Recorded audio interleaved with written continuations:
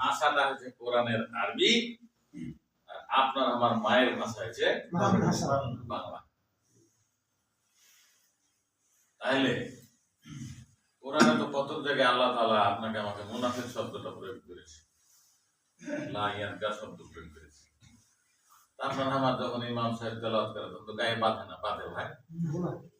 কিন্তু যদি এমনি আপনার আমার বাড়ি গিয়ে যদি বলে, এই তোমার কাছে যে টাকাটা অমুক দিন এত টাকা ধার দিয়েছিল তুমি দাও না কেন, তোমার মতো মুনাফিক দ্বিতীয়টা আছে, এই তোমার টাকা দিতে পারিনি তো মুনাফিক হয়নি, বলেন রাগারাগি হয় না গোলমাল হয় না তো হয় কেন? এটা নিজের ভাষাতে বুঝতে পারি যে আমাকে এত বড় কথা বলেছে, আমাকে মুনাফিক শব্দটা বলেছে। কিন্তু আল্লাহ তাআলা যে যখন ইমাম সাহেব যখন পড়ে ওইভাবে সূরা গুলা পড়ে তখন আপনার আমার কোনো গায়ে ব্যথা হয় না। তো ভাইরা তাহলে এক নাম্বার দুর্বল পয়েন্টে আছি।